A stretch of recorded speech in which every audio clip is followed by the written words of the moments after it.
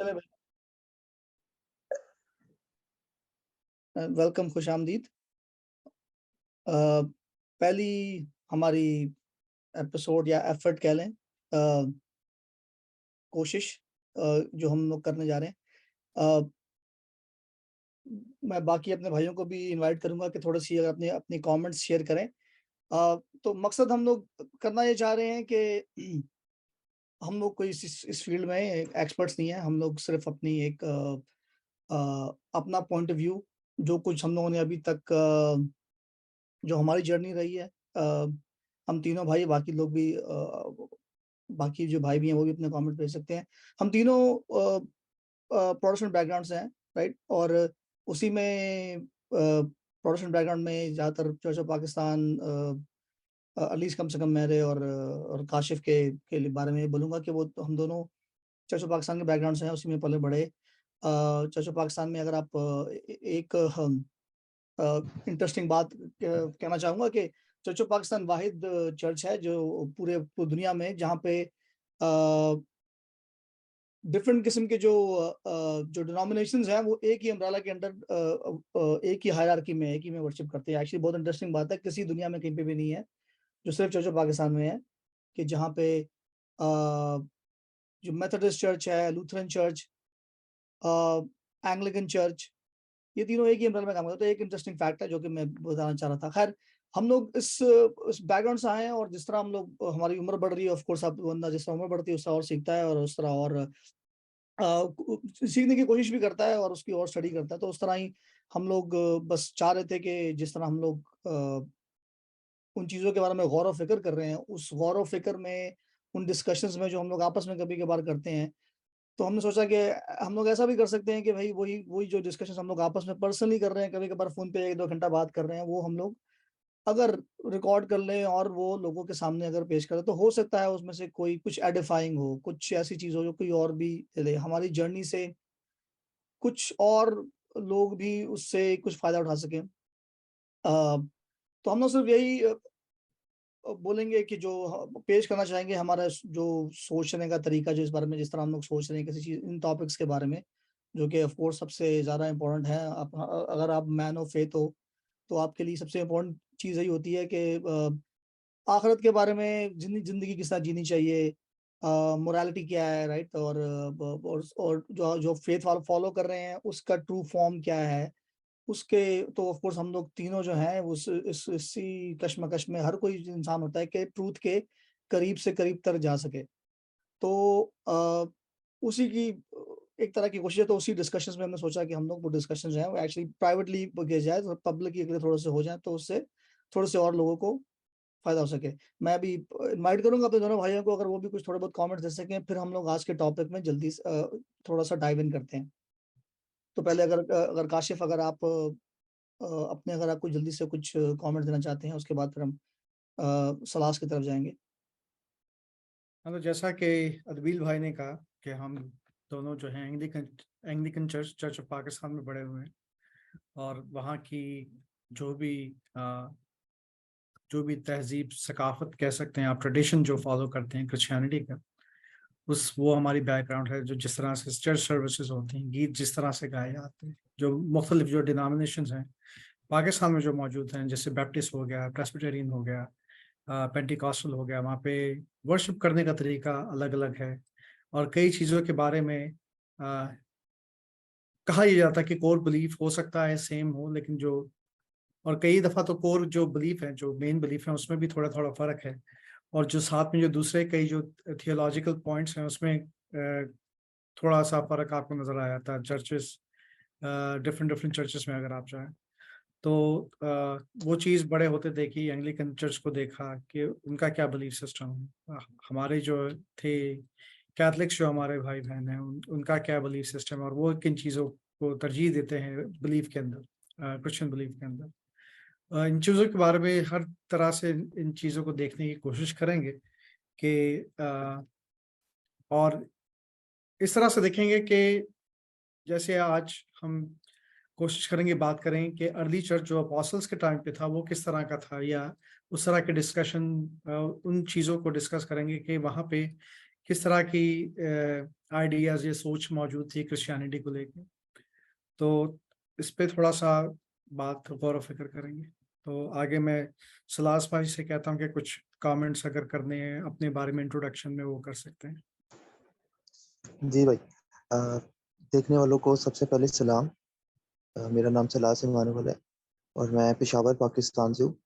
और मेरा भी जो बैकग्राउंड है वो ऑर्थोडॉक्स, एंग्लिकन ऑर्थोडॉक्स, जो कि चर्च ऑफ पाकिस्तान के साथ साथ ही चलता है। और मैं इसी ट्रेडिशन के साथ बड़ा हूँ। और जो भी हमारी यहाँ पर ट्रेडिशन फॉलो की जाती है, इनमें काफ़ी ज़्यादा सिमिलरिटीज आज भी मौजूद है जो कि अर्ली क्रिश्चियनिटी में मौजूद थी। और आज जैसा कि अदबीर भाई ने और काशिफ भाई ने मुझे एक अपॉर्चुनिटी दी है कि मैं भी इस प्रोग्राम की वसासत से जो कुछ मेरी पर्सनली जर्नी है, फेथ जर्नी, और क्राइस्ट तक जो आज भी हम जो भी देख रहे हैं या कोशिश कर रहे हैं कि हम ज़्यादा से ज़्यादा क्राइस्ट के करीब हो जाएं, उसको हम यहाँ पर शेयर करेंगे। और इस बात को हम एक दूसरे के साथ, और जितने भी इस प्रोग्राम को देख रहे हैं, हमारी यही कोशिश रहेगी कि हमारी इस डिस्कशन के वसीला से आप सब लोग, हमारी तो ये कोशिश है कि आप सब लोग जितना फेथ के, जितना क्राइस्ट के करीब, या जितना भी हो सके हमसे, हम कोशिश करेंगे कि हम अपने फेथ को आप तक ज्यादा अच्छे तरीके से पेश करें। जी भाई, थैंक यू। तो फर्स्ट एक तो लॉन्चिंग पॉइंट में एक दो अगर मैं डिस्कस करना चाहूँगा, अगर आप लोग इनवाइट करूँगा आप लोगों को कमेंट करते हुए, और मैं अपनी सोच पेश करूँगा। जब मैं इस एंग्लिकन चर्च ऑफ पाकिस्तान उसके ट्रेडिशन में जब बड़ा हो रहा था, और जब मैं पाकिस्तान में था, अभी हम लोग वेस्ट में हैं। हम दोनों भाई जिस तरह सलास भाई ने अपना इंट्रोडक्शन कराया, वो पेशावर में है। हम दोनों भाई जो हैं वो एक्चुअली वेस्ट में रहते हैं, हम लोग पाकिस्तान में नहीं रहते अभी। और उसकी वजह से हम लोग कुछ और चीज़ों से एक्सपोज़ हुए जो कि प्रोबेबली हम लोग पाकिस्तान में शायद ना होते। लेकिन उससे जाने से पहले भी, जब मैं पाकिस्तान में होते हुए ही मुझे याद पड़ता है, मैंने मार्टिन लूथर की बायोग्राफी पढ़ी थी। और उसमें जब मैं आई थिंक टीनेजर था, मैं ऑफ कोर्स मैं टीनेजर था जब आया था यहाँ पे। तो टीनेजर्स में ही अपने ही, जब मैं अभी टीनेजर शुरू हुए थे, मैंने मार्टिन लूथर किंग की बायोग्राफी पढ़ी। क्योंकि ऑफ कोर्स हम लोग उस ट्रेडिशन में हैं, उस रेफॉर्मेशन का लॉन्च उनने किया। तो थोड़ा सोचने का एक क्यूरियोसिटी थी कि उनकी उनके उनके ऐसे दिमाग में क्या था, ऐसा ऐसा क्या चल रहा था कि वो, या फिर उस टाइम की सोच क्या थी और किस सोच से ये रेफॉर्मेशन शुरू हुई। और हम लोग जो वेस्टर्न चर्च था तो हम लोग इसमें के डिस्कशन में भी जा सकते हैं। और I guess I am not sure exactly कि किस तरीके से इस डिस्कशन को भी फॉर्मेट करना चाहिए। और ऑफ कोर्स हम लोग अभी ये काम नया-नया, एक तरह की एक नई पहली सी कोशिश है, तो ऑफ कोर्स हम लोग जितनी भी कोई भी डिस्कशंस हैं, अगर वो इतने फ्री फ्लोइंग नहीं है तो प्लीज़ माज़रत कीजिएगा। हम लोग एक एक चीज़ ऐसी है कि जो हम लोग नहीं करते और नहीं श्योर हो रही है। पर मैं आई गेस उसको शॉर्ट फॉर्म अगर बोलना चाहूँगा, अगर और अगर मेरे भाइयों ने अगर कुछ ऐड करना हो तो वो भी ऐड कर सकते हैं अगर वो इनएक्यूरेट है। तो अगर मैं जल्दी से ब्रीफ हिस्ट्री अगर अगर चर्च की दी जाए, तो हम लोग एक ईस्टर्न और वेस्टर्न चर्च, जो पहले चर्च जो था शुरू में, वो तकरीबन ऑलमोस्ट 1054 एडी के अराउंड वो अलग हो गया, ईस्टर्न और western church, right. Western church जो है वो कैथोलिक चर्च कहलाएगा, जो आज जिसको भी आज हम लोग रोमन कैथोलिक चर्च बोलते हैं। और ईस्टर्न चर्च जो था वो उसको ईस्टर्न ऑर्थोडॉक्स कैथोलिक चर्च बोला जाता है। अच्छा, अब उसके बाद रेफॉर्मेशन आई, पर वो रेफॉर्मेशन में जो वेस्टर्न चर्च था, वो भी थोड़े से अलग, उनके आपस में कुछ इख्तिलाफात थे, उस इख्तिलाफात की वजह से वो लोग भी अलग हो गए। तो उस टाइम पे जब और उसको लीड किया मार्टिन लूथर किंग ने।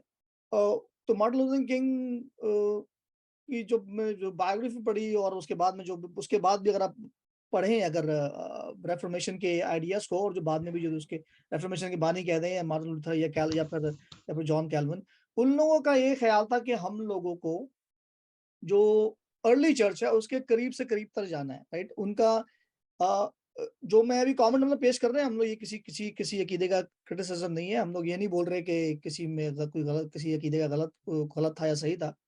हम लोग सिर्फ एक हिस्ट्री की बात कर रहे हैं कि उनका पॉइंट ऑफ व्यू था कि हमने उस कैथोलिक चर्च उस टाइम का क्या कहते हैं, कुछ ओरिजिनल चर्च से, अर्ली चर्च से थोड़ा दूर जा चुका है और हमें रेफॉर्मेशन करनी है और उसको अर्ली चर्च के करीब से करीब तक लेके जाना है। अच्छा, अब उस बात को तो अगर आप देखा जाए तो Catholic church, Roman Catholic church भी एक तरह का कुछ एग्रीमेंट में था, क्योंकि उसके बाद एक काउंटर रेफॉर्मेशन भी हुई जो कि रोमन कैथोलिक चर्च ने अंडरटेक की, क्योंकि उन्होंने बोला कि उनको लगा कि यार यहाँ कुछ पॉइंट्स जो कि रेस किए हैं, जो कुछ कुछ नुक्ता नजर जो नुक्ते जो उन्होंने पेश किए हैं, वो उनमें कुछ क्या कहते हैं, ऐसी चीजें हैं जो कि प्रोबेबली जायज हैं कुछ, और उन्होंने काउंटर रेफॉर्मेशन की। खैर, पर जो मेन जो पॉइंट ये है कि जो मार्टिन लूथर किंग और जितनी भी रेफॉर्मेशन जो मूवमेंट थी, उनका ये ख्याल था कि हम अर्ली चर्च के करीब से करीब जा सकें। ये उनका गोल था, जो मुझे समझ में आता है, जो मेरा पॉइंट ऑफ व्यू से वो गोल था। अब आप आगे सलास भाई आप पहले आए और फिर काशिफ भाई भी आप अपना कमेंट दे सकते हैं कि आपका भी आप इस चीज से इत्तेफाक रखते हैं कि उनका जो अलग हुआ, जब जो उन्हें जो एक तरह की जो उनके इख्तलाफात थे, उसकी वजह यही थी कि वो कह रहे थे कि हमको अर्ली चर्च के करीब से करीब तक जाना है। पहले आप सलास भैया, पहले आप अगर कुछ कमेंट्स पेश करें, उसके बाद फिर काशिफ भाई की तरफ जाएंगे। जी भाई, अर्ली चर्च यानी कि वो चर्च है जो कि खुदावंद यीशु मसीह के असेंशन के बाद स्टार्ट हुआ, और ये जो एक मूवमेंट थी, इसमें बहुत सारे क्रिश्चियन लोगों ने परसिक्यूशन उठाई, और 200 साल तक तो ऐसा था कि बहुत ही ज़्यादा परसिक्यूट हुए क्रिश्चियन। और जब मैं इसकी हिस्ट्री देख रहा था आज, तो मुझे नज़र आया कि बहुत ही ज़्यादा जुल्म उठाया। यानी कि सबसे पहले हमें देखा जाए तो अ, यरूशलेम से ये परसिक्यूशन स्टार्ट हुई, और यरूशलेम से जाकर रोम, और रोम जहाँ जहाँ भी रोमियो की फिर हुकूमत थी, इसमें दो किस्म के इन्होंने परसिक्यूशन की है। एक तो आई थिंक, अगर मैं गलत नहीं तो पार्टिसिपेट, और दूसरा डोमिनियन। यानी कि फर्स्ट वाले में तो जहाँ कहीं भी क्रिश्चियन मूवमेंट या क्रिश्चियन तहरीक के लोग उनको मिल जाते थे, रोमियो को, अंटार नीरो आई थिंक, तो वो उनको परसिक्यूट कर देते थे। लेकिन सेकंड वाले में परसिक्यूशन तो थी, लेकिन हर जगह पर परसिक्यूशन नहीं की जाती थी। तो इनकी जो टीचिंग थी, इनका जो एक स्टैंडर्ड ऑफ लिविंग था, इनका जो आइडिया था क्राइस्ट को लेकर, क्राइस्ट की टीचिंग को लेकर, ये एक बहुत ही ज्यादा प्योर था। और ये वो अर्ली क्रिश्चियंस हैं, अर्ली चर्चेज है, जिन्होंने, यानी कि फॉर एग्जांपल पॉलीकार्प जो कि बिशप थे, वो अपोस्टल जॉन के शागिर्द थे। यानी कि उन्होंने जो टीचिंग अपोस्टल्स यानी कि खुदावंद यीशु मसीह के शागिर्दों से हासिल की, उसी टीचिंग को लेकर वो आगे बढ़े, और उसी टीचिंग पर उन्होंने आगे लोगों को टीच किया। इस दौरानिया में उन पर बहुत सारा जुल्म भी हुआ, बहुत सारी उन्होंने, मैं ये सोच रहा हूँ कि बहुत ज्यादा नहीं, बल्कि उन्होंने अपनी जितनी भी जिंदगी गुजारी होगी उस टाइम में, तो वो हर सेकंड उनका दुखों से भरा हुआ होगा। प्लस इसके बाद रोमियो में रोमन्स और ऑर्थोडॉक्स जो कि वेस्टर्न और ईस्टर्न में, जो फिर जब क्रिश्चियनिटी आगे बढ़ी, जब लोगों ने आगे क्रिश्चियनिटी में आगे इसका प्रचार किया, इसकी प्रोक्लेमेशन की, प्रीचिंग की, तो बहुत सारे लोगों ने एक्सेप्ट किया। उनमें से जब ये रोम तक क्रिश्चियनिटी फैली, तो उसमें फिर हमें दो डिवीजन नजर आते हैं। एक आपने बताया कि ईस्टर्न और वेस्टर्न। ईस्टर्न का अपना कल्चर था और वेस्टर्न का अपना कल्चर था, वो कल्चर या ट्रेडिशन की बेस पर अलग अलग किए गए। उसके बाद आगे चलकर हमें नजर आता है कि बहुत सारी ऐसे ही इनका, लेकिन जब रेफॉर्मेशन स्टार्ट हुआ, तो रेफॉर्मेशन में आ, मैं किसी के अगेंस्ट नहीं हूँ, लेकिन हमें नजर यही आता है कि उनको, जो कि सिर्फ बाइबल को सिर्फ एक ही या दो लैंग्वेज में महदूद कर दिया गया था, और वो बाइबल किसी भी हर एक इंसान के लिए नहीं थी। यानी कि आमतौर से जैसे हम अपने घरों में देखते हैं या किसी भी लैंग्वेज में बाइबल पढ़ते हैं, हमें उस तरह नहीं पढ़ाई, उस टाइम पर ये इजाजत नहीं थी। फिर रेफॉर्मेशन की मूवमेंट स्टार्ट हुई। रेफॉर्मेशन में अ, हमें नजर आता है मार्टिन लूथर से पहले भी जॉन लेनेक्स थे, आई थिंक, उन्होंने ये मूवमेंट की। लेकिन मार्टिन लूथर ने फिर इस मूवमेंट को हतमी शक्ल दी, और इस मूवमेंट में आगे बढ़े। जॉन कैल्विन थे, तो बहुत सारे रिफॉर्मर्स आए।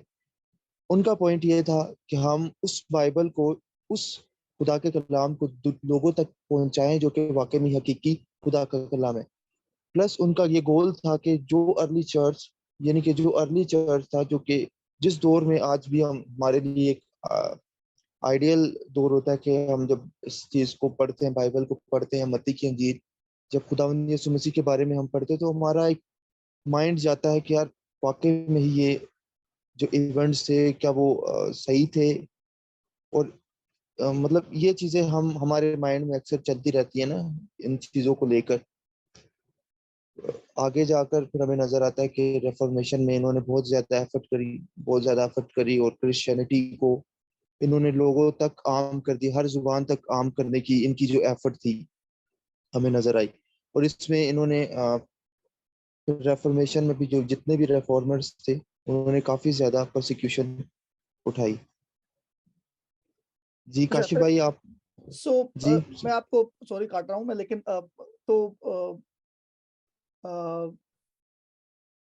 आप अगर आप जल्दी से कोई पैसिंग कमेंट दे सकते हैं सवाल पे, फिर उसके बाद काशिफ भाई की तरफ जाते हैं। लेकिन सवाल का मतलब आपका ख्याल से खुलासा अगर करें तो उसका मैं सिर्फ उनकी अगर उनका पॉइंट ऑफ व्यू था कि जो आपने आई थिंक थोड़ा सा जिक्र किया कि उनका ख्याल था कि बाइबल जो है वो अ, एक ही जुबान में है और दूसरी जुबानों में नहीं है, तो लोगों तक नहीं पहुंच रही। मैं एक्चुअली एक करेक्शन करना चाहूंगा इस मामले में, जो कि आई थिंक बहुत सारे लोगों को नहीं पता। बाइबल एक्चुअली ऑलरेडी कुछ जुबानों में ट्रांसलेट हो चुकी हुई थी। For example Spanish translation already exist करती थी रेफॉर्मेशन से पहले भी, तो वो ऑलरेडी एग्जिस्ट करती थी। लेकिन पर आपका क्या ख्याल है कि उनकी सबसे बड़ी अगर आप उनको जो जो आप उससे इख्तलाफ करेंगे, जो मैं कह रहा था कि मेरा ये ख्याल है कि वो लोग चाह रहे थे कि हाँ, जो उनके पॉइंट ऑफ व्यूज थे, उन लोग की जो इख्तलाफात थे आपस में वो तो थे, राइट। पर उनके इख्तलाफात किस बेस को, रेफरेंस पॉइंट क्या था उनका, राइट। अगर आपको उनको कुछ कहा जा रहा है कि भाई आप ये आपकी थियोलॉजी या फिर आपकी कोई भी जो आप इस्लाम ट्रेडिशन फॉलो कर रहे हैं वो गलत है, तो उसका रेफरेंस पॉइंट क्या है, तो सही क्या है, राइट। तो वो सही के मामले में किस चीज को पॉइंट कर रहे हैं। क्या वो बोल रहे थे कि आप अर्ली चर्च की तरह से, के जो अर्ली चर्च था उससे उसके रास्ते से थोड़े दूर जा चुके हैं। तो अब क्या हम ये कहेंगे कि उनका ये कहना था कि आप अर्ली चर्च में जो प्रैक्टिस थी क्रिश्चियनिटी की, मसीहत की, और जो ट्रेडिशंस थे उससे दूर जा सके, तो उसके करीब वापस जाना है। ये गोल है रेफॉर्मेशन का। आप उससे इख्तलाफ करेंगे या उससे एग्री करेंगे? मैं आपसे एग्री करता हूँ, क्योंकि जब हमें नजर आता है कि लूथर ने जब अपनी मूवमेंट का आगाज किया, तो उसमें जो चर्च का जो हेड कंसिडर किया जाता था, मैं अगर किसी को बुरा लगे तो सॉरी, बट चर्च का हेड आज के दौर में हम मानते हैं कि क्राइस्ट है, लेकिन उस दौर में रोमन कैथोलिसिज्म की जो मूवमेंट थी, वो चर्च का हेड जो था वो पोप था, ऑल इन ऑल पोप था। इस बात से जो ज्यादातर हमें नजर आता है, ज्यादातर बुक्स में भी और हमें बहुत सारी डॉक्यूमेंट्रीज में भी नजर आता है कि ये कुछ लूथर के पॉइंट जो थे वो वैलिड थे अगेंस्ट द थियोलॉजी जो फॉलो की जा रही थी उस दौर में। तो ऑब्वियसली रिफॉर्मर्स का जो पॉइंट ऑफ व्यू था वो अर्ली क्रिश्चियनिटी से के साथ सिमिलर था। यानी कि अर्ली क्रिश्चियनिटी में जब हम देखा जाए, चर्चेज में देखा जाए, तो वो जितनी भी अथॉरिटी थी वो खुदावंद यीशु मसीह को दी जाती थी। चर्च का जो हेड था वो खुदावंद यीशु मसीह था। और ये मूवमेंट का आगाज आई थिंक लूथर ने भी इसी मूवमेंट को, जो अर्ली क्रिश्चियन चर्चेज थे वो जो जिस चीज को फॉलो अप कर रहे थे, जो कि खुदावंद, उनका ये मानना था कि वो खुदावंद यीशु मसीह ही कलीसिया का सरबराह है। तो आई थिंक कि उस वक्त जो बेसिकली जो उनका ऑब्जेक्शन था लूथर का, वो यही था कि पोप कलीसिया का, चर्च का हेड नहीं हो सकता, बल्कि क्राइस्ट है, खुदावंद यीशु मसीह है। तो ये जो ज्यादातर हमें नजर आता है इस मूवमेंट के आगाज होने में, ये सबसे बड़ी बात थी। अच्छा, काशिफ भाई की तरफ जाएंगे आप अगर अपने वही जो सवाल जो है कि क्या ख्याल है कि जो अर्ली चर्च था और जो जो मूवमेंट थी, जो रेफॉर्मेशन मूवमेंट थी, उनका क्या ये, अगर उसको खुलासा किया जाए उसका, बिल्कुल उनके गोल्स का, अगर उनको डिस्टिल करके किसी एक जुमला या फिर एक आर्गुमेंट में अगर उसको डिस्टिल किया जाए, तो क्या उनका ये ख्याल था कि हम लोग जो जो उस टाइम का जो वेस्टर्न चर्च है, जो वेस्टर्न चर्च, कैथोलिक चर्च, चूंकि वो क्रिश्चियनिटी से बहुत अर्ली चर्च से दूर आ चुका है, और उसको वापस अर्ली चर्च की जो ट्रेडिशंस और थियोलॉजी की तरफ वापस जाना है। क्या आप इससे इख्तिलाफ करेंगे या फिर कुछ ऐड करना चाहेंगे, अगर एग्री करते हैं या क्या? सबसे पहले तो मैं क्लैरिफाई तो नहीं, एक चीज एस्टैब्लिश करना चाहता हूँ कि चर्च जो है कब बना, कैसे बना, और उसमें क्या क्या चीजें आपको उभरती हुई नजर आती हैं, सर्टन आइडियाज जो है उभरते हुए नजर आते हैं कि उसका जो हायरार्की सिस्टम है वो किस तरह का होना चाहिए। तो सबसे पहले तो खुदा यीशु मसीह जिंदा होने के बाद 40 दिन तक शागिर्दों के साथ रहे और उनको टीच करते रहे उन 40 दिनों में कि आगे का जो भी उनका प्लान है, चर्च कैसे एस्टैब्लिश होगा, लोगों को कैसे जीता जाएगा, कैसे हम क्रिश्चियनिटी की तरफ, खुदा यीशु मसीह की तरफ लोगों को लेके आएंगे। और उसी तैयारी में वो लोग सारे जुटे हुए थे और उन्हें उनसे खुदा यीशु मसीह ने जाते समय कहा था, इरशाद आज़म जो आप कहते हैं कि सब कौमों को बाप बेटे, खुदा बाप, खुदा बेटे और खुदा रूल कुदस के नाम से बपतिस्मा दो। और ये कहकर उनसे ये भी कहा गया कि जाते हुए कि वहाँ पे यरूशलेम में रहना और वेट करना कि जब तक कि मैं मददगार ना भेजूं। तो मददगार जब आया पेंटिकॉस्ट वाले दिन, जब वो प्रिपेयर कर रहे थे, आपको कई चीजें जो है वहाँ पे शक्ल में नजर आती हैं। वहाँ पे आपके 11 अपोस्टल्स मौजूद हैं, क्योंकि एक जो यहूदा अस्करियोती है वो बिट्रे करके और उसने खुदकुशी कर ली थी और वो मर चुका है और उसकी जगह जो है अभी भी खाली पड़ी है। तो 11 अपोस्टल्स हैं वो मौजूद हैं। मदर मेरी वहाँ मौजूद हैं और जिन्हें खुदा यीशु मसीह के भाई कहा गया है स्क्रिप्चर्स में, वो वहाँ मौजूद है। तो ये दुआ करते हुए प्रेपरेशन कर रहे हैं ताकि होली स्पिरिट आए और उसके असेंशन के, खुदा यीशु मसीह के आसमान पे जाने के और खुदा कादर मतलब बाप के दाहिनी तरफ के बैठने के बाद उसके 10 दिन बाद जो है पेंटिकॉस्ट का जो है इवेंट होता है और होली स्पिरिट आता है और चर्च आपका जमीन पे एस्टैब्लिश होता है। और सबसे पहले आपको लोग नजर आते हैं कि तकरीबन कोई 3,000 अप्रॉक्सीमेटली 3,000 लोग जो है कन्वर्जन होती है उनकी क्रिश्चियनिटी में और वो बैप्टाइज होते हैं। और अभी ये चीजें सारी डेवलप हो रही हैं कि बपतिस्मा किस तरह दिया जाता है, वो ये सारे जो कवानीन है, किस तरह से लॉज जो हैं जिनके साथ ये चर्च को एस्टैब्लिश करेंगे और बढ़ाएंगे, वो सारी चीजें उसमें आ रही। बपतिस्मे की बात करते हैं वो उसमें, और कई चीजें जो हैं आपकी इस एक किताब जो सर्कुलेशन में थी, इसकी जो डेट आपको मिलती है, कहते हैं कि 160 एडी के दौरान जो है ये किताब जो है सर्कुलेशन में थी और जो कि इस बुक का नाम है डीडीके के नाम से ये बुक जानी जाती है। इस पे क्लियर आ रहा है कि नहीं आ रहा? तो थोड़ी ब्लर हो रही है। इट्स काइंड ऑफ ब्लरी, पर डीडीके इसका टाइटल है किताब का। और ये अपोस्टल्स की राइटिंग है और इसमें अर्ली क्रिश्चियंस को इंस्ट्रक्शंस दी है कि बपतिस्मा कैसे देना है, दुआ कैसे करनी है, आपकी रोजमर्रा की जिंदगी जो क्रिश्चियनिटी में है वो किस तरह होनी चाहिए। फिर जो उसमें बपतिस्मे की फॉर्म आपको पता चलती है, पानी में वाटर इमर्शन से बपतिस्मा होना है, बाप बेटा और रूह कुदस के नाम से बपतिस्मा करना है, दिन में आपने 3 दफा जो है दुआ रबानी जो है वो रिसाइट करनी है। इस तरह के और सारे कानून जो हैं इसमें दर्ज हैं। बहुत छोटी सी किताबचा है जो कि सर्कुलेशन में थी, जिसके डेट करते हैं अराउंड 120 to 160 एडी। और जो फर्स्ट गॉस्पेल ऑफ जो थी मार्क की गॉस्पेल थी, जो कहा जाता है कि अराउंड 70 एडी जो है वो ऑलरेडी सर्कुलेशन में थी, जो पहली गॉस्पेल है। तो ये अर्ली क्रिश्चियंस थे, ये इन स्क्रिप्चर्स को पढ़ते थे। इनके लिए मोस्ट ऑफ द जितने भी मेजॉरिटी क्रिश्चियन थे उस टाइम पे, उनका जो स्क्रिप्चर्स जिनको वो कहते थे वो सारा ओल्ड टेस्टामेंट था, जिसको वो पुराना नामा था, जिसको वो स्क्रिप्चर्स कह के बुलाते थे, जिससे वो जो भी तस्दीक कर रहे थे अपोस्टल्स को सुन के उन स्क्रिप्चर्स के थ्रू तस्दीक करते थे कि आया कि ये चीजें सही है कि नहीं है। और अगर आप स्क्रिप्चर्स में देखें तो अपोस्टल्स स्क्रिप्चर्स में आपको नजर आएंगे कि वो ओल्ड टेस्टमेंट कोट कर रहे हैं, उसकी प्रोफेसीज कोट कर रहे हैं और उसको लिंक कर रहे हैं खुदा यीशु मसीह की जिंदगी के साथ। ये कहाँ पे डिफरेंट जगहों पे वो प्रोफेसी जो है खुदा यीशु मसीह की जिंदगी में पूरी होती है और आगे क्रिश्चियनिटी में, आगे की लाइफ में भी पूरी होंगी।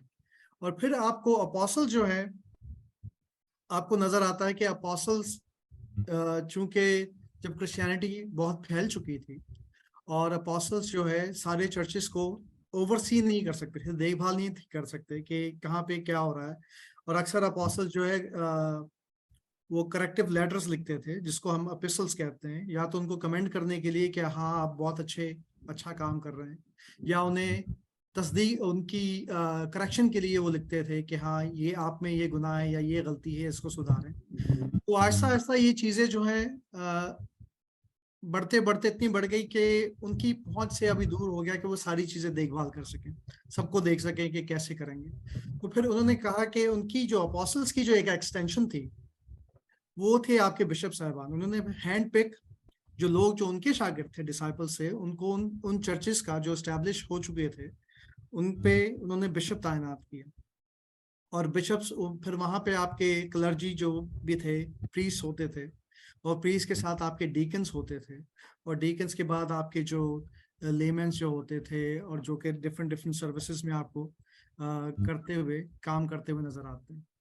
तो ये तो थी एक चर्च की शक्ल। कि चर्च की शक्ल में शुरू ही में आपको बिशप, डीकन्स और जो है प्रीस्ट जो है इनकी आपको नजर आ जाते हैं। और इसमें भी अगर आप देखें तो आपको एक ट्रिनिटी की शक्ल नजर आती है और कहा यह जाता है कि जो हायरार्की है, जैसे खुदा बेटा रूह कुदस है, वैसे ही आपके हायरार्कल सिस्टम जो चर्च में नजर आता है वो बिशप, प्रीस्ट और डीकन्स का नजर आता है, जिसको एक ट्रायून गार्ड जिसकी हम प्रस्तिश करते हैं उसकी एक शक्ल हमें चर्च के ऊपर जो नजर आती है कि इस तरह से चर्च जो एस्टैब्लिश हुआ उसकी ये शक्ल।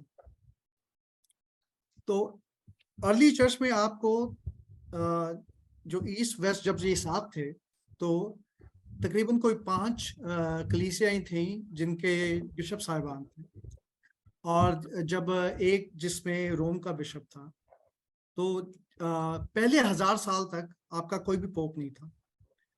जब ईस्ट और वेस्ट जो सेपरेट हुआ है, दैट्स अराउंड 1054 एडी में सेपरेट हुआ। और जो उनके इश्यूज जो कुछ थे जो मेरे सामने आए वो ये आए, एक तो था कि जो रोम जो है उसे माना जाता था कि डबल अपोस्टोलिक चर्च है, क्योंकि उसको सेंट पीटर ने भी ओवरसी किया है और सेंट पॉल ने भी ओवरसी किया है। तो ये कहते थे कि ये डबल अपोस्टोलिक चर्च है। और मैथ्यू के चैप्टर में ये लिखा गया है कि पतरस से जब खुदा यीशु मसीह मुखातिब होते हैं और कहते हैं कि मैं तुझे मेरा ख्याल में वो कहते कि किंगडम की मैं कीज दे रहा हूँ कि जो तू यहाँ बांधेगा बंधेगा, जो खोलेगा वो खुलेगा, इस तरह की कोई बात है क्योंकि आती है जिसको वो कहते हैं। और ये कहा गया कि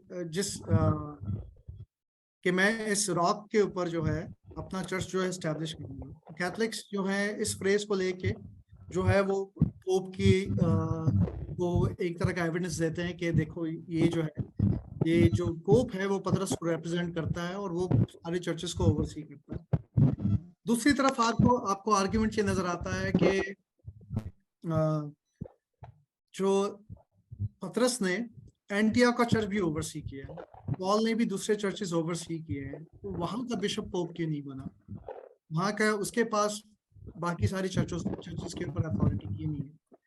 तो ये एक आर्ग्यूमेंट है जो ईस्टर्न ऑर्थोडॉक्स और कैथलिक्स के बीच में है, जो कि अभी तक रिजॉल्व नहीं हुआ। और दूसरी एक जो चीज जो हुई जिसे फिलियोक्वे की डॉक्ट्रिन कहते हैं, जिसमें कहा जाता है कि जो ईस्ट वाले कहते हैं कि क्योंकि गॉड द फादर जो है वो सोर्स है, और सोर्स से जो होली स्पिरिट है वो प्रोसीड करता है, एटर्नली प्रोसीड करता है, उसी से एक होली स्पिरिट जो है निकल के आता है। जो इनके कैथलिक का जो है इनका अकीदा जो है, उनका डॉक्ट्रिन है, उसमें ये है कि रूह कुदस जो है वो बाप और बेटे दोनों से आता है। तो इस डॉक्ट्रिन के ऊपर भी इनका इख्तिलाफ है ईस्टर्न चर्च का और वेस्टर्न चर्च का। और जो फिर बाद में उनके थोड़े इख्तलाफात जो सर्टन ट्रेडिशंस को लेके हुए हैं, खैर वो ट्रेडिशन असाइड जो भी है, तो मेन बातें मैं करना चाहता था कि ये चर्च की शक्ल है और ये चर्च की शक्ल बनती हुई नजर आती है। तो हुआ ये कि जैसे वो 5 कलीसियाओं की बात की कि उनके 5 बिशप साहिबान थे, और जो रोम का बिशप था वो अथॉरिटी क्लेम कर रहा था कि मेरी बाकी सब चर्चेस के ऊपर भी अथॉरिटी है क्योंकि मैं रोम का बिशप हूँ। तो हुआ ये कि वो एक बिशप जो है सेपरेट हो गया और वेस्टर्न चर्च बन गया, और वो जो बिशप है वो पोप बन गया, जो आपके आज जिसे आप रोमन कैथोलिक चर्च कहते हैं, और उसका जो पोप है वो बेसिकली रोम का बिशप है। और ईस्टर्न ऑर्थोडॉक्स चर्च में आपके 4 जो हैं कलीसियाएं जो हैं, 4 बिशप्स जो हैं वो सेपरेट हो गए, जिनमें आपके आ जाते हैं कई उस टाइम पे सिमरना का बिशप था, एंटियोक का बिशप था, और जेरूशलेम का बिशप था। ये 3 नाम है। और भी जो एक चर्च है जिसको मैं मिस कर रहा हूँ, रोम का चर्च तो सेपरेट हो गया। तो ये चर्चेस मुझे याद हैं और ये मुझे नजर आता है। तो खैर वो जो सेपरेशन हुआ, जहां तक बात आ गई उसको, उस आइडिया का थोड़ा सा मैं पुश बैक करूंगा कि जो कहा गया कि लोगों को स्क्रिप्चर्स जो है ये बाइबलें मुयस्सर नहीं थी पढ़ने के लिए। तो एक जो उसका मुझे आर्ग्यूमेंट कहीं पे नजर आता है कि बाइबलें जो हैं, स्क्रिप्चर्स जो हैं, वो तो किसी के पास नहीं थी। सही। जो स्क्रिप्चर्स जो है आपको किसी के पास भी नजर नहीं आती, और उसकी वजह ये है कि एक तो स्क्रिप्चर्स जो है वो बहुत महंगी थी, ये सबके पास मुयस्सर नहीं थी, और सब ये चीजें लोगों के पास वैसे ही मौजूद नहीं थी क्योंकि उनके पास पैसे नहीं थे इतने कि वो बाय कर सकें इस तरह की चीजें। तो चर्चेस के पास तो थी क्योंकि वो वेल फंडेड थे, उनके पास वसाइल थे कि उनके पास अपने स्क्रिप्चर्स थे, और लोग जाते थे और वहां पे पढ़ते थे और जो मैसेज थे सुन के आते थे। और एक और जो चीज उस वक्त हो रही थी,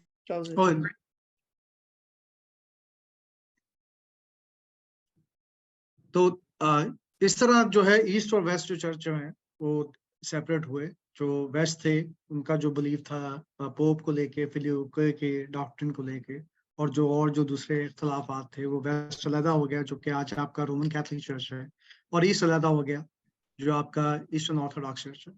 और फिर आपको वहां से फिर आप रेफॉर्मेशन के टाइम पे आते हैं, और जहाँ पे बात आती है स्क्रिप्चर्स की कि लोगों को मुयस्सर नहीं थी होली स्क्रिप्चर्स पढ़ने के लिए, जो कि मैं पहले स्टैब्लिश कर चुका हूँ कि वो जो होली स्क्रिप्चर्स की जिनकी बात हो रही है वो पुराना अहदनामा है, मोस्ट ऑफ इट, और जो एपिसल्स थे शायद अर्दी जो लिखे जा चुके थे, और 70 AD में आपकी पहली गॉस्पल जो है गॉस्पल ऑफ मार्क अवेलेबल थी। उसके बाद जो बाकी किताबें हैं वो आगे अभी तक सर्कुलेशन में नहीं थी, या अभी तक स्क्रिप्चर के फॉर्म में लोगों के पास मौजूद नहीं थी। तो स्क्रिप्चर की बात आती है कि जो टाइम था, क्योंकि आपकी प्रिंटिंग प्रेस जो है अभी तक नहीं बनी और प्रिंट में जो है स्क्रिप्चर्स नहीं आई, तो लोगों के पास स्क्रोल्स होते थे, और स्क्रोल्स जो है काफी महंगे आते थे, इंक का स्क्रोल। वो स्क्राइब्स जो है, जो स्क्राइब जो हाथ से लिखते हैं, आप बेसिकली उनको वो देते थे, आप हायर करते थे और उनको पैसे दिए जाते थे कि ये जो है आपने हाथों से अपने स्क्रिप्चर्स को लिखने हैं। और ये सारा जो तरीकेकार है वो बहुत एक्सपेंसिव होता था, बहुत महंगा होता था, हर कोई अफोर्ड नहीं था कर सकता। तो इसलिए हर किसी इंसान के पास स्क्रिप्चर्स होने उस टाइम पे, बाइबल मुकद्दस का होना उस टाइम पे ऑलमोस्ट नामुमकिन था, क्योंकि उनके पास फैसिलिटीज नहीं थे, पैसे नहीं थे तो वो इन चीजों को खरीद सके। क्योंकि चर्चेस जो हैं उस टाइम पे वेल फंडेड थे और उनके पास ये स्क्रिप्चर्स ऑलरेडी मौजूद थी, और बहुत सी दुनिया की उस टाइम पे जो इजिप्ट में अलेक्जेंड्रिया का इलाका कहा जाता है, जो कहते हैं कि वहाँ पे बहुत बड़ी लाइब्रेरी थी, और इतने सारे जो स्क्रोल्स जो हैं आपके मौजूद थे, चर्चेस में मौजूद थे, क्योंकि वो वेल फंडेड थे, उनके पास वहां तक स्क्रिप्चर्स तक रसाई थी। और एक और आर्ग्यूमेंट जो पेश किया जाता है इसके लिए कि क्यों कर एक तरह का वो इनकरेज नहीं थे करते लोगों को बाइबल मुकद्दस जो है खुद से पढ़ने के लिए, क्योंकि उस टाइम पे अर्ली चर्च के दौरान बहुत सारी हेरेसीज जो कि तालीम जो बाहर से, जो दूसरे जो मजाहिब से, पेगन कल्चर से, और कई आइडियाज जो फिलोसफी की जो एरिस्टोटल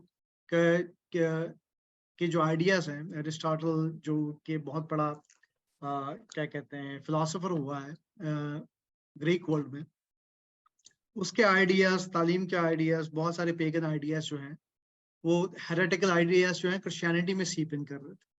तो उन चीजों को फाइट करने के लिए भी, चूंकि हर कोई जो है स्क्रिप्चर अपने हिसाब से उसकी इंटरप्रिटेशन या उसका मतलब ना निकाले, इस वजह से भी उनको एक तरह का डिस्करेज किया जाता था कि आप खुद से बाइबल मुकद्दस पढ़ के उसकी तशरीह ना करें, खुद से इंटरप्रिटेशन ना करें।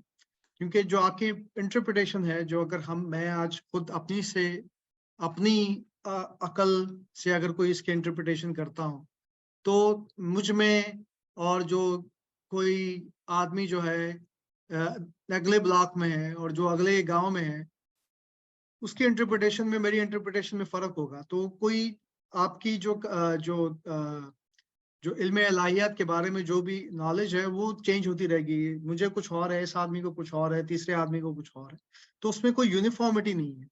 तो यूं तो आपकी जो है पता नहीं कितने डिविजन्स हो जाएंगे। तो इससे बचने के लिए, इन हेरेटिकल आइडिया से बचने के लिए ये डिस्करेज किया गया कि आप खुद से बाइबल ना पढ़ें और उसकी तशरीह जो है, इंटरप्रिटेशन जो है, खुद ना निकालें।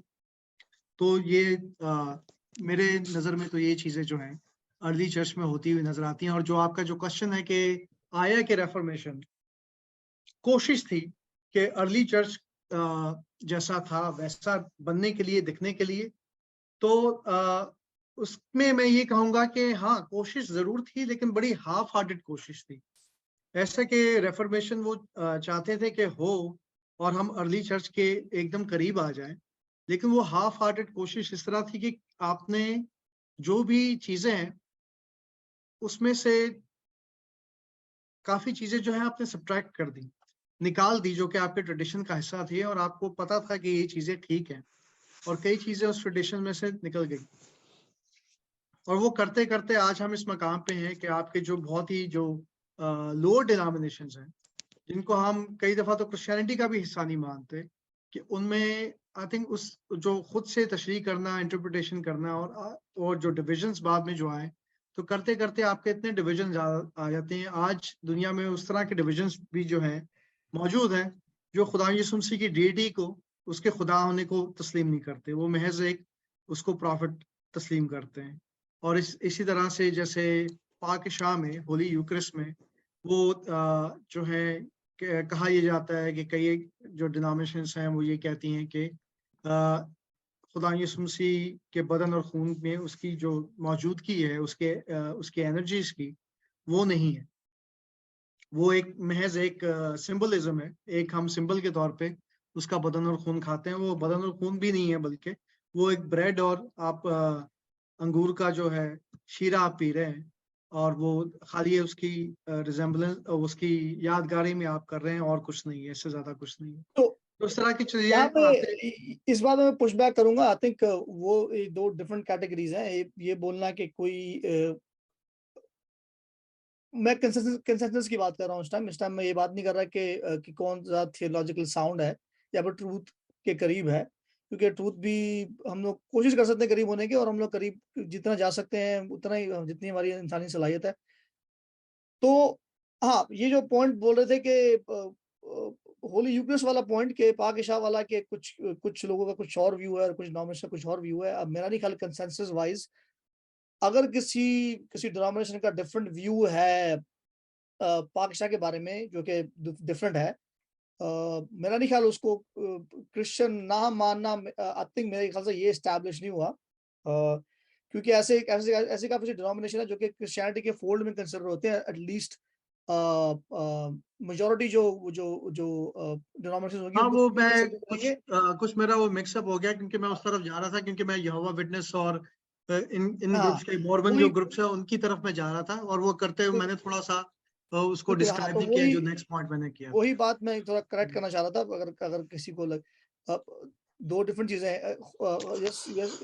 यीशु मसीह की खुदायत पे, उसके उसकी डिविनिटी पे जो अगर किसी डिनोमिनेशन में क्वेश्चन है या फिर वो मानते नहीं, ज्यादातर जितने भी बाकी क्रिश्चियन डिनोमिनेशन हैं, जितनी भी हैं, या फिर वो ईस्ट या वेस्टर्न चर्च हो या फिर बात की जो कि प्रोटेस्टेंट डिनोमिनेशन हैं, वो सारी डिनोमिनेशन मिलके उनको क्रिश्चियनिटी के फोल्ड से बाहर मानते हैं, राइट? क्योंकि वो यीशु मसीह की डिविनिटी पे को क्वेश्चन कर रहे हैं एक्चुअली। तो वो क्रिश्चियनिटी के फोल्ड से बाहर हैं। लेकिन वो लोग जो कि जिनका कुछ और नजरिया है पाक ईसा के बारे में, उनको क्रिश्चियनिटी के फोल्ड से बाहर नहीं मान, उनको ऐसा नहीं है कि उनको नहीं मानते, उनको क्रिश्चियन ही कंसिडर किया जाता है। बस उनको ये कंसिडर किया जाता है कि ये इनमें कुछ इख्तिलाफ आता है इस व्यू के बारे में, होली यूक्रिस्ट या पाक ईसा के बारे में। तो ये पॉइंट मैं रेज करना चाहता, क्योंकि वो ऐसा ना लगे कि वो दोनों एक ही चीज हैं। तो बात कंटिन्यू करते हुए, जो रेफर्मेशन की कोशिश थी मार्टिन लूथर की, मेरे ख्याल में बहुत आधे दिल के साथ उसने कोशिश की है, क्योंकि जो मुझे सुनने में आया है, जो मैंने देखा है कि उसे कैथोलिक चर्च से तो वो सेपरेट हो रहा है, और ऑलरेडी ईस्टर्न ऑर्थोडॉक्स चर्च जो है आपके पास मौजूद है। बजाय इसके कि आप वहाँ उन्होंने जो कि अप्रोच किया है, या अर्ली चर्च वालों ने, जो कि दो विंग जैसे हमने बताया कि ऑर्थोडॉक्स हो गया और वेस्टर्न चर्च आपका रोमन कैथोलिक हो गया, वहां से वो सेपरेट होके उधर भी कंटिन्यू कर सकता था, ज्वाइन इन हो सकता था, जो उसने नहीं किया।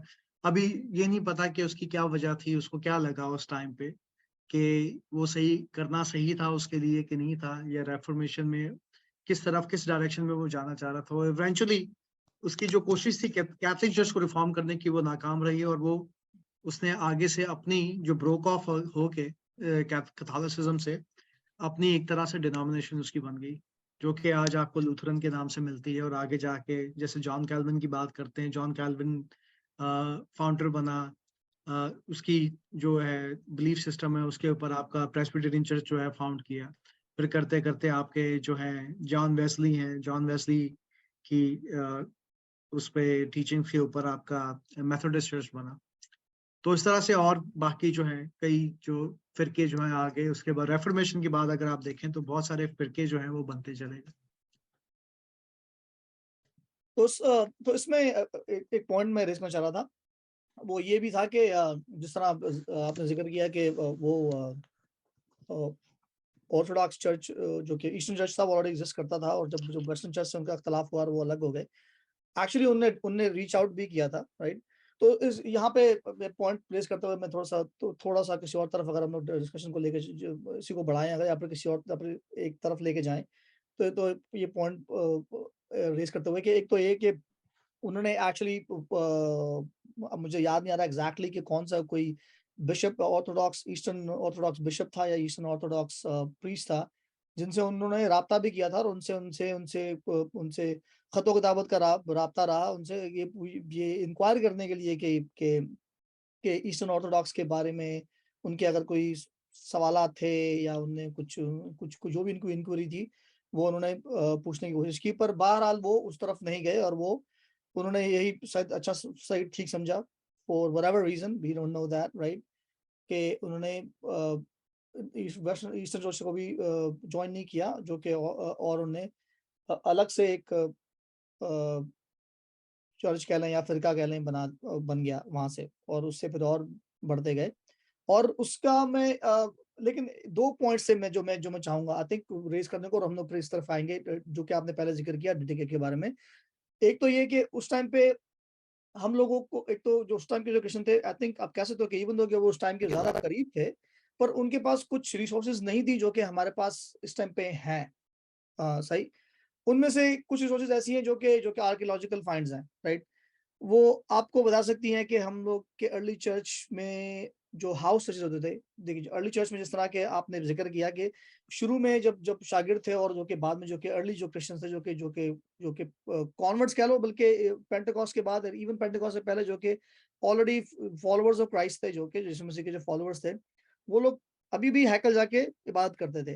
यीशु मसीह के आ जाने के बाद और उनकी सलीबी मौत के बावजूद, उनके जिंदा होने के बाद वो हैकल में जाके ही इबादत करते रहे हैं। उसके बाद से जब उनको हैकल से निकाला गया, और उनको जब जितने भी जो फॉलोवर्स हैं, जो क्रिश्चियंस थे, जो मसाया के फॉलोवर्स थे, उनको जब निकाला गया तो उन्होंने हाउस चर्चेस में जब उन्होंने इबादत करना शुरू की। उस हाउस चर्चेस का लेआउट कैसे होता है वो अभी हम लोग को पता है थ्रू आर्कियोलॉजी, हमको वो नहीं पता था। हमारा ये ख्याल था जो कि अगर हमारे जो एक जोर और फिगर करने की बात है, मैं इसमें ज्यादा डिटेल में नहीं जाऊंगा, लेकिन जो हमारे प्रोटेस्टेंट जो बहन भाई हैं, अगर वो सोचें तो जो हमारा ख्याल है एक हाउस चर्च का, जो हमारी एक विजन है कि हम लोग घर पे बैठ के किसी कमरे में बैठ के कोई दुआएं इबादत करते हैं, चर्च करते हैं, हाउस चर्च ऐसे नहीं होते थे। हाउस चर्च, अगर हाउस चर्च में भी बात हो रही थी, तो उस हाउस चर्च का भी जो लेआउट था, वो जितना उनसे हो सकता था वो हैकल को कॉपी करने की कोशिश करते थे। वहाँ पे एक ऑल्टर होता था और बहुत सारी ऐसी चीज़ें जो कि हैकल में पाई जाती थी। उसको उसी इबादत के तरीके को वो घरों में लेके आते थे, और वो घर ऐसा नहीं था कि वो एक कमरा था, वो ज़्यादा कोशिश होती थी कि कोई भी जो फंडेड क्रिश्चियन है, कोई जो बंदा जो वेल ऑफ है थोड़ा-सा सोसाइटी में, उसके घर पे इबादत होती थी। जिसके घर पे इतनी जगह हो कि वो हो सके, और वहाँ पे ऑल्टर और बाकी सारी चीज़ें होती थी। तो एक चीज़ जो गौर करने वाली वो ये है कि वो हाउस चर्च जो हम लोग को अभी पता है वो उनको उस टाइम पे नहीं पता था, उस ज़माने में। दूसरी चीज़ें हैं, ऐसी डॉक्यूमेंट्स बाद में निकले हैं जो कि लॉस्ट हो चुके थे शायद, या फिर जो कि पता था कि उसकी एग्जिस्टेंस थी, पर फॉर व्हाटएवर रीज़न वो लूज़ हो चुके थे, जो कि actually I think library of Alexandria, बल्कि एक और लाइब्रेरी में जो कि मिला हम लोग को, जो कि वो एक चैप जो कि आई थिंक 1800s में एक मॉन्क को वापस से उनको वो ही केम अपॉन दैट डॉक्यूमेंट, जो कि वो पूरा जो बुक थी उनको मिली, और उन बुक पढ़ते-पढ़ते उनको बीच में से उनको एक किताबचा मिला जिसके बारे में हमने आपने ऑलरेडी ज़िक्र किया, जो कि है डिडके, राइट? और डिडके में जो पहले ज़िक्र कर रहे थे कि एक ऑलरेडी लेड आउट एक तरह का गाइड है कि क्रिश्चियन ज़िंदगी किस तरह की होनी चाहिए, राइट? क्रिश्चियन बैप्टिज़्म कैसा होना चाहिए, इबादत कैसे करनी चाहिए, और क्रिश्चियन को रोज़मर्रा की ज़िंदगी में किस तरह ऐड करना चाहिए, राइट? तो उसमें एक वो जो चीज़ थी, जो कि एक ऑलमोस्ट गुम हो चुकी हुई थी, या कह सकते हैं जो कि वो लोग जो कि चाहते थे कि वेस्टर्न चर्च से अलग होके अ, अर्ली क्रिश्चियनिटी की तरफ जाएँ, रुजू करें, वापस उस तरफ वापस जाएँ। उनको ऑलरेडी अ अ, अगर आप उसकी तरफ जाएँ, अगर आप वापस अगर मैं बोलूँ, जो आपने डेट्स जो हैं वो का ज़िक्र किया था कि इसकी डेट है 110 और 120 एडी, ऐसे ही कुछ आपने बोला, right? If I am wrong, may be you can correct मी। 120 से 160 हाँ, एडी को या डेट इस किया जाता है। तो ये लिबरल स्कॉलरशिप के अंडर ये डेट दी जाती है। अगर उसको कंजर्वेटिव स्कॉलरशिप की डेट दी जाए तो उसको इवन 60 टू 70 एडी की भी डेट दी जाती है इस डेडिके को। तो लेट्स से कि हम लोग अपने बेसिक मैथ करें जो हम लोग को पता है, राइट? तो यीशु मसीह की मिनिस्ट्री 3 साल की थी, 30 साल में मिनिस्ट्री शुरू की, 33 साल में खत्म हो गई, राइट, मिनिस्ट्री। अ, जो अपोस्टल जॉन अपने 80s में, आई थिंक 80s या 90s में उनकी वफात हुई। अब आप करेक्ट कर सकते हैं अगर ये भी गलत हो। इसका मतलब ये है कि अपोस्टल जॉन अगर अपने जो प्रोबेबली अपने बहुत यंग थे जब यीशु मसीह की शागिर्दी में थे, तो इसका मतलब ये है कि 110 एडी तक अ, हमको कह सकते हैं कि 110 एडी तक वो अभी तक हयात होंगे, राइट? हम्म, ये दैट्स अंडर लिबरल स्कॉलरशिप। और अगर उस कंजर्वेटिव स्कॉलरशिप के अंदर आया जाए अगर बात, तो ये जो किताबचा थी ये ऑलरेडी सर्कुलेशन में थी 50 तकरीबन कोई 50 एडी, यानी कि यीशु मसीह की सलीबी मौत के 20 ईयर्स के विदिन ये किताब सर्कुलेशन में थी, सही? तो इस टॉपिक जो एक हम लोग कहना चाह रहे थे, ये भी इस तरफ जाना चाह रहे थे कि एक ईज़ी तरीका है, अ, या जो भी कह लें, शुरुआत कह लें या शॉर्टकट कह लें, कोई भी कह लें, कुछ भी आप वर्ड यूज़ कर सकते हैं। कोशिश करने की कि अर्ली चर्च के करीब किस तरह जाया जा सकता है, राइट? वो है कि कम से कम डेडिकेट के को क्या कहते हैं, एक तो पढ़ना, कोशिश करना कि कैसे पढ़ा जा सकता है, उसपे उसको ज़रा एक्सप्लोर करें, उसको देखें कि क्या है उसमें लिखा हुआ, कितना उसके करीब जाया जा सकता है।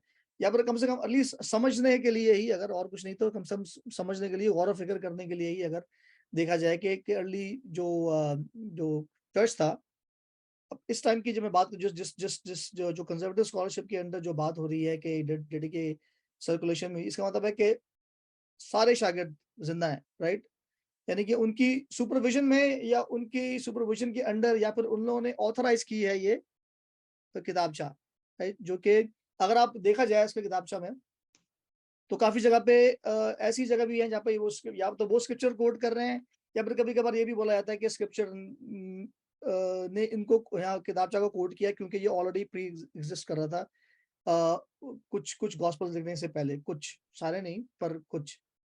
अ तो एक रिसोर्स मैं देना चाहूँगा, अगर मैं इस इतने तक अगर आप सलास भाई या फिर आकाश भाई, अगर आप में से कुछ भी ऐड करना है तो आप ऐड कर सकते हैं। तब तक मैं उस दौरान में, अगर मैं अपनी स्क्रीन शेयर करके मैं अपने रिसोर्स ज़रा शेयर करना चाहूँगा अपने बहन भाइयों से ज़रा, कि ये जो बुक है, आप प्लीज़ अगर बताइएगा मुझे, अगर आपको मेरी स्क्रीन नज़र आ रही है।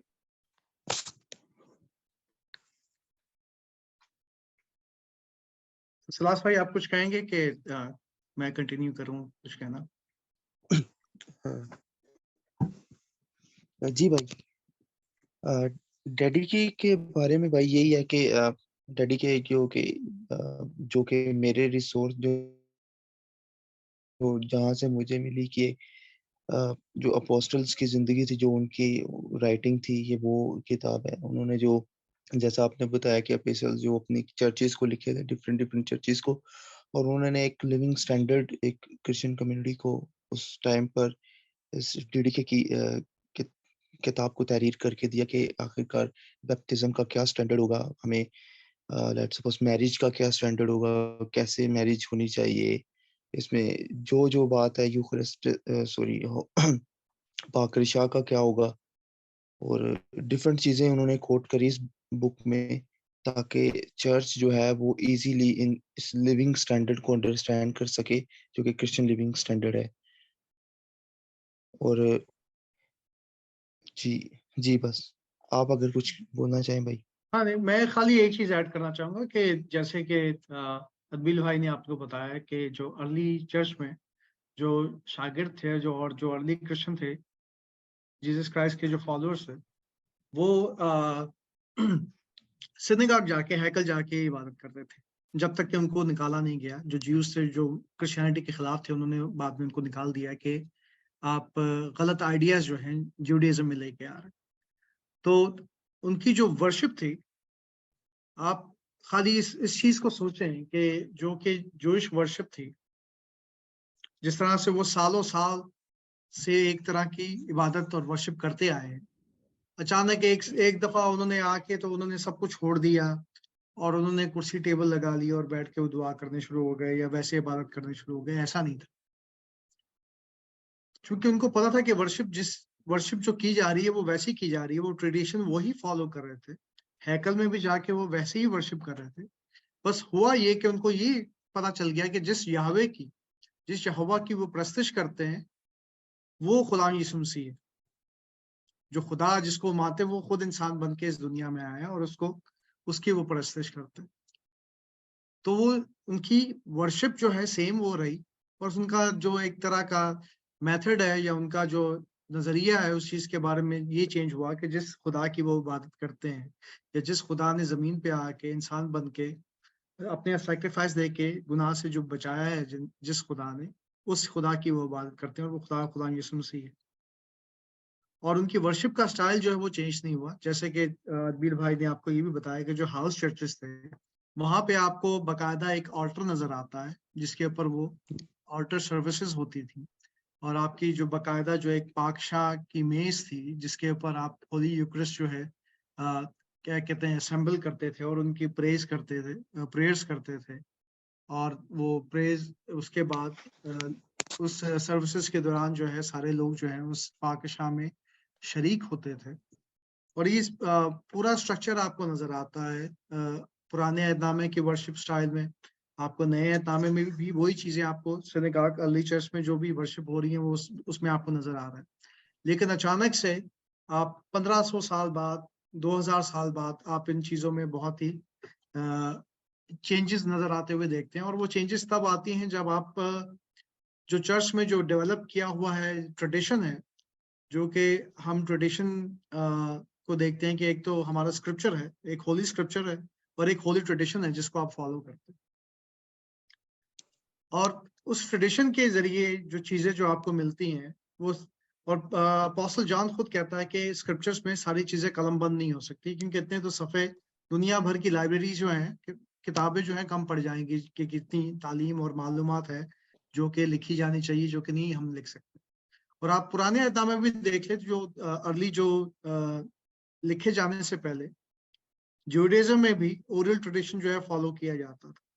आपकी जो पहली 5 किताबों का जो है कंट्रीब्यूशन दिया जाता है मोसेस को, और मोसेस ने पहली 5 किताबों में, जिसे तोरा कहते हैं, उसमें जेनेसिस का जो है पैदाइश का जो है अकाउंट जो है उसने बताया कि दुनिया कैसे बनी।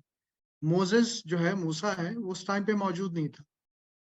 ये सारी चीजें उसको होली स्पिरिट के थ्रू रिवील हुई और ओरल ट्रेडिशन के थ्रू उसको पता चली, जो कि उसके आबा अजदाद जो यहूदी थे, उन्होंने जी उसे बताया कि हाँ भाई ये जो जेनेसिस की स्टोरी क्या है, और बाकी स्टोरी जो ओरल ट्रेडिशन के थ्रू वहां तक पहुंची। तो ये ट्रेडिशन जो है चर्च आज जो वर्शिप होती है वो इसलिए डिफरेंट है क्योंकि हम जो एंशियंट जो चर्चेज हैं, एंशियंट फेथ है, उससे हम लोग ब्रेक ऑफ होके वो ट्रेडिशन को ट्रेडिशन से हम लोग वो हमारा जो कनेक्शन है वो टूट चुका है, जिसकी वजह से आज जो हमारी वर्शिप है वो हमें कुछ और दिखाई देती है। तो खैर ये लिंक की तरफ जाते हैं जो अदबिल भाई पेश कर रहे हैं। तो अगर आप इसके कभी अगर तो ये रिसोर्स है जो मैं शेयर करना चाहता था, उसका नाम है newadvent.org, newadvent.org। अगर आप गूगल में जाके सिर्फ अगर आप न्यू एड डिडके अगर आप सर्च करें DIDACHE और newadvent.org, तो ये लिंक आपको मिल जाएगा। आप टॉप सर्चेस में से एक होगा, या आप उस पर क्लिक करके जा सकते हैं। अनफॉर्चुनेटली इसकी जो ट्रांसलेशन है वो उर्दू में नहीं है।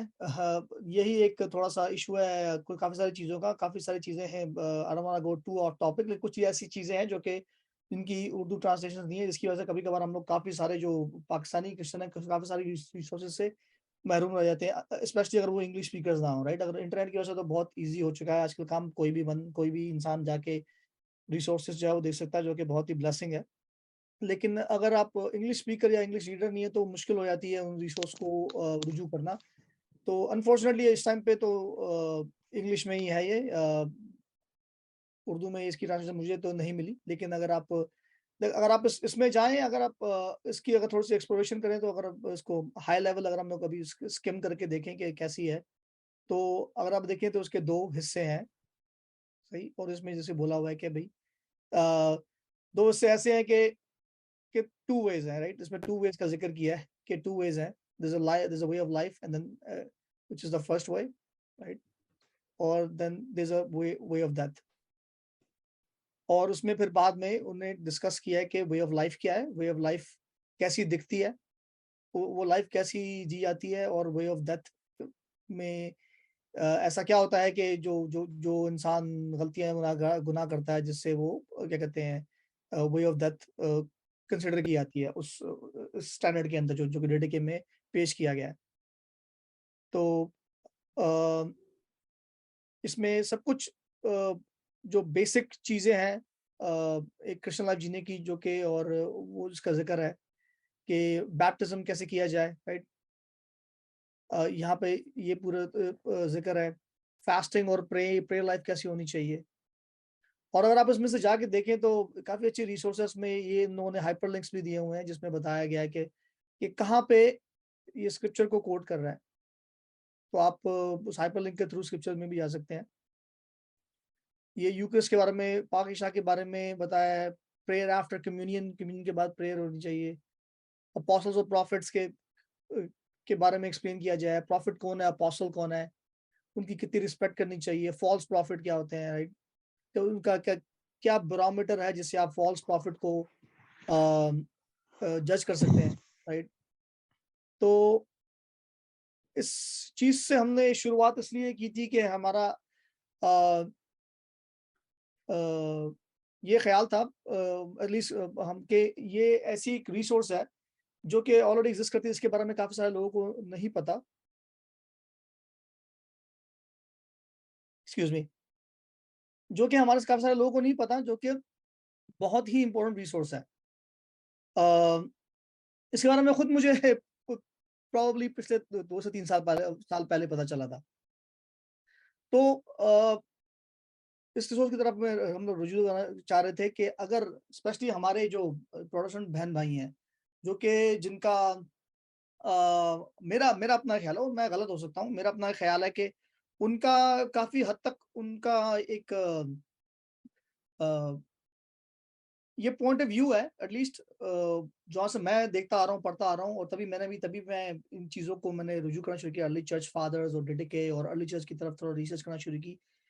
मेरा अपना पर्सनल ये ख्याल, हो सकता है मैं गलत हो सकूँ, मैंने देखा कि एज अ प्रोटेस्टेंट अगर हम ट्रेडिशन में बड़े हुए हैं, तो प्रोटेस्टेंट ट्रेडिशन में बड़े होने का मतलब ये है कि आप ये कोशिश कर रहे हो कि आप ट्रूथ की तरफ जा रहे हो। मतलब ये कि जो अर्ली चर्च था, वो किस तरह इबादत करता था, क्रिश्चियन लाइफ कैसी थी, अ, और क्या कहते हैं, हर किसी चर्च का तरीका, इबादत करने का तरीका, चर्च में जाने का तरीका, फास्टिंग का तरीका, बैप्टिज्म देने का तरीका, क्रिश्चियन लाइफ में आते कैसे हो, राइट?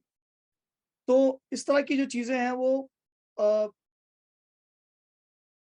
आई थिंक हम लोग, इवन अगर हम लोग थोड़ा-सा गौर और फ़िक्र करें अपनी प्रोटेस्टेंट अकीदे में भी, या फिर उसमें ट्रेडिशन में भी, अ, कुछ चीज़ें मैच नहीं करती हैं अगर आप इससे वो करें। तो आई थिंक हाँ, बाद में कम से कम मैं ज़िक्र ये करना चाह रहा था कि हम एक वजह ये थी इन चीज़ों को इंट्रोड्यूस करने की, और मुझे भी जब मैंने देखना शुरू किया, तो अ, अगर मैं इस आर्गुमेंट को सिंपलिस्टिक करूँ तो ये है कि आप प्रोटेस्टेंट हैं, आपका काम, आप चाहते ये हैं कि आप अगर आपका ये ख्याल है प्रोटेस्टेंट के अकीदे मुताबिक कि जो पहले चर्चा जिससे अलहदा हुए हैं, वो अगर किसी जगह पे गलत जा चुके हैं, अपने रास्ते से उतर गए हैं, तो उस रास्ते पे जाने के लिए हमको अर्ली चर्च की तरफ जाना पड़ेगा। तो अर्ली चर्च की तरफ जाने के लिए हम लोग को अर्ली चर्च की रिसोर्सेज़, उनके ट्रेडिशंस को देखना पड़ेगा कि वो कैसे क्रिश्चियन लाइफ गुज़ारते थे, किस तरह इबादत करते थे।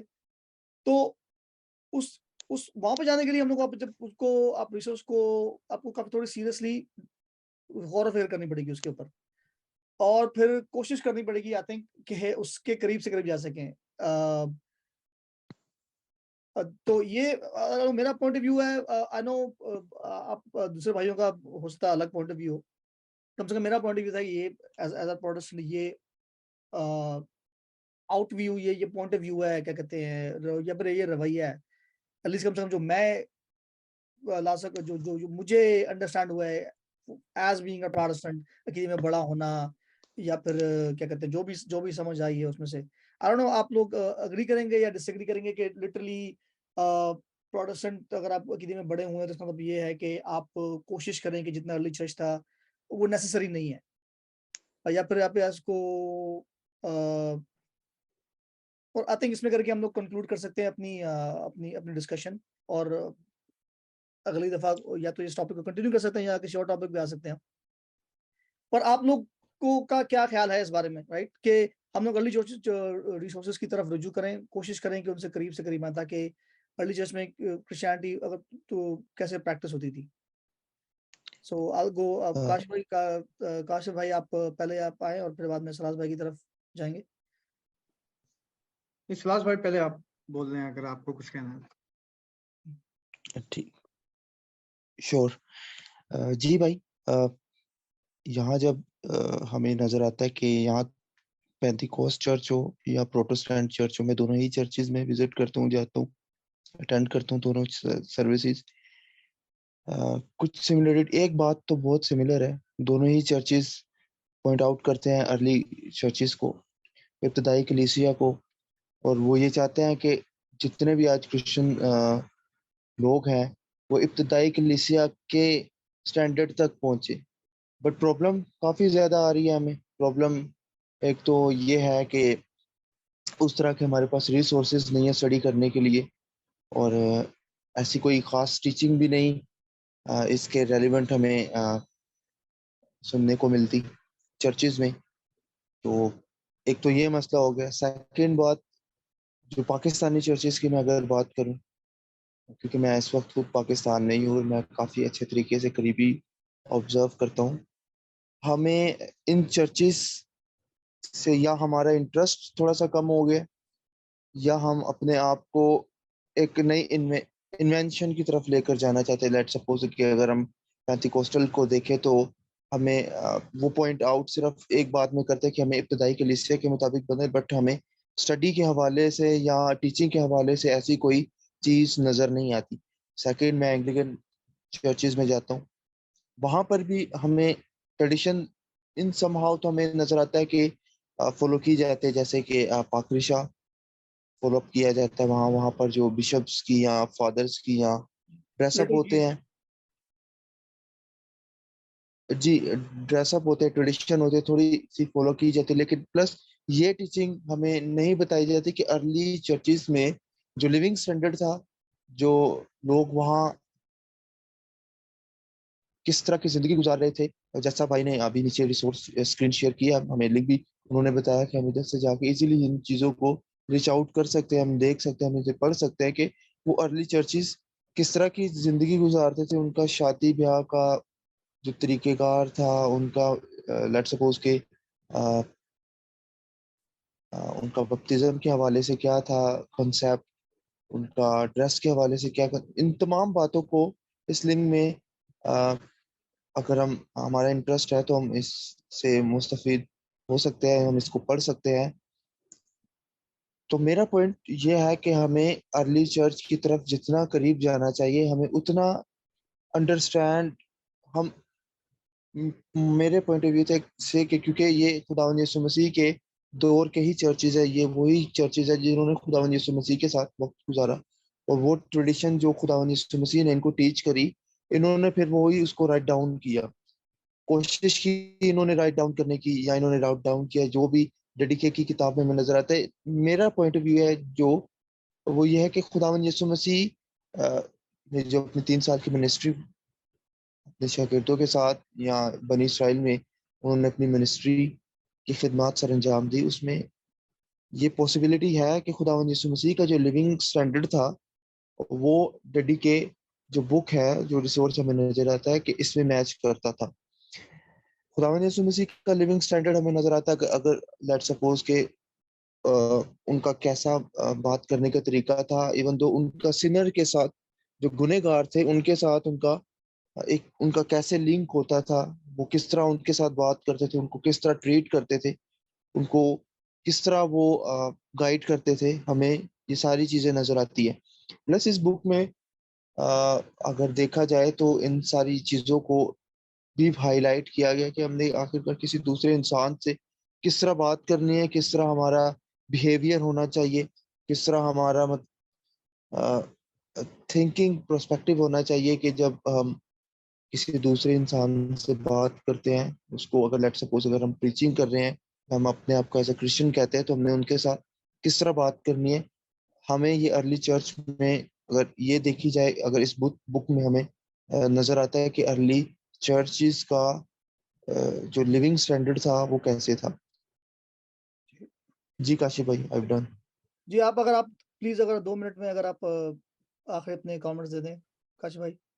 और हाँ, बस वो यही कहना चाहूंगा कि हमें समझने के लिए कि आपकी कोशिश तो सही है कि आप सब जो प्रोटेस्टेंट चर्चेस हैं वो होना चाहते हैं अर्ली चर्च की तरह, लेकिन आप अर्ली चर्च की तरह कैसे बनेंगे? क्योंकि जो स्क्रिप्चर्स में आपको पूरी जो पिक्चर है वो फुलनेस जो है फुलनेस में आपको नजर आती नहीं कि चर्च कैसा होना चाहिए। चर्च की कई चीजें जो है वो जो एस्टैब्लिश हुई, जो जैसे कि हुई थी हिस्ट्री में, वो आपको स्क्रिप्चर्स में नजर नहीं आती। आपको दुआ कैसी, जैसे डिडिगे जो है, आप कह सकते हैं कि इट्स आउटसाइड सोर्स है, बाइबल के अलावा एक सोर्स है जिसमें आपको सडन एक दुआ करने का जो लाइफ जो है, क्रिश्चियन लाइफ कैसे गुजारनी है, उसकी एक तालीम मिलती है। हाँ, स्क्रिप्चर्स में भी आपको वो नजर आता है, वो सारी चीजें खुदा यीशु मसीह की तालीम मिलती है, लेकिन ये यहाँ पे भी एक एक्स्ट्रा रिसोर्स है जिसमें आपको ये तालीम मिलती है, और जो चर्चेस में रहते हुए जो ट्रेडिशन के थ्रू आपको ये चीजें मिलती हैं। और आप अगर स्क्रिप्चर्स में भी देखें तो जो 40 दिन तक खुदा यीशु मसीह फिर शागिर्दों के साथ रहा है अपने जी उठने के बाद, जो उनको क्या टीचिंग्स दी हैं उसने अपोस्टल्स को, वो कलमबंद नहीं, वो स्क्रिप्चर्स में आपको नहीं मिलती। फिर बाद में जो अपोस्टल्स ने जो खिदमत की है, जहाँ जैसे जैसे मुनादी की है, और लोग जो कन्वर्ट हुए हैं शुरू में, और वो किस तरह से चर्च चलाते थे और क्या करते थे, और वर्शिप का उनका स्ट्रक्चर क्या था, वो सारी चीजें जो है आपकी कलमबंद नहीं है बाइबल में, स्क्रिप्चर्स में। तो वो जो चीजें वहां पे नहीं है वो आप कैसे लेंगे, कैसे आपको पता चलेगा? तो ये चीजों के बारे में आपको अर्ली चर्च की रिसर्च करनी पड़ेगी, अर्ली चर्च फादर्स को पढ़ना पड़ेगा, उसके थ्रू जो है उस आपको पता चलेगा कि ट्रेडिशन क्या है और इस ट्रेडिशन को देखते हुए आपको ये पता चलेगा कि आज आपने अगर अर्ली चर्च के क्रिश्चियन जैसा आप बनना चाहते हैं तो आप कैसे बनेंगे। Thank you for this conversation. I think थोड़ी fruitful थी। होपफुली हम लोग इसको आगे थोड़ा सा और डेवलप करके इस टॉपिक पे या फिर किसी और टॉपिक पे दोबारा आएँगे। अभी तो हम इस कन्वर्सेशन को रैप अप करते हैं। हम लोग जिस तरह मैं कह रहा था कि अगर कुछ इस कन्वर्सेशन के फ्लो में कुछ कमी-बेशी थी तो माज़रत कीजिएगा, माज़रत चाहते हैं, क्योंकि ऐसी चीज़ है जो कि अभी हमने खुद ने पहली दफ़ा शुरू की है, तो सारी जितनी भी चीज़ों को फिगर आउट कर रहे हैं, इवेंचुअली वो भी क्या कहते हैं, जितनी भी रिंकल्स वगैरह हैं वो वर्कआउट हो जाएँगी। लेकिन अभी के लिए तो हमें इजाज़त दीजिए।